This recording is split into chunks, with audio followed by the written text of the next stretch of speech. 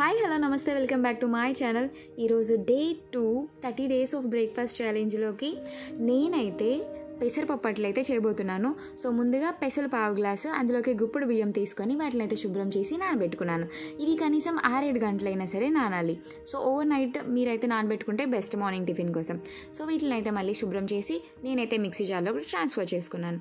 ఇందులోకి 6 ఎండుమిర్చి అండ్ అలాగే గల్లుప్పు, ఇంకా అల్లం ముక్కలు, కొంచెం జీలకర్ర వేసి వీటిని అయితే మెత్తగా పేస్ట్లా చేసేసుకున్నాను.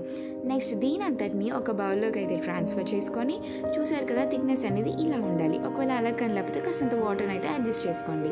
లేదు బాగా పల్చగా కానీ అయిపోతే కాస్తంత శనగపిండి, బియ్యం పిండి అనేవి యాడ్ చేసుకున్నా పర్వాలేదు. నెక్స్ట్ రేకు పెట్టుకొని అందులో దాని మీద కాస్తంత వాటర్ని అయితే చిలకరించి అది ఇంకిన తర్వాత ఆయిల్ వేసుకొని మన పిండి ముద్దని కూడా వేసి దాన్ని రేగినంతని కూడా స్ప్రెడ్ చేయండి. మరీ పల్చగా మాత్రం పెసరట్లు బాగోవు, కాస్తంత తిక్కుగానే వేయండి.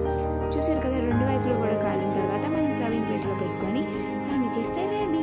సో ఈ పెసరట్టుతో మీకు ఏ చట్నీ అంటే ఇష్టమో నాకైతే కామెంట్ సెక్షన్లో చెప్పడం అస్సలు మర్చిపోవద్దు. నాకైతే మామిడికాయ పిక్కలతో అయితే తినడం నాకు చాలా ఇష్టం. సో మీకు ఏది ఇష్టమో నాకైతే కామెంట్ సెక్షన్లో చెప్పండి. సబ్స్క్రైబ్ చేసుకోవచ్చు కదా. Thanks for watching.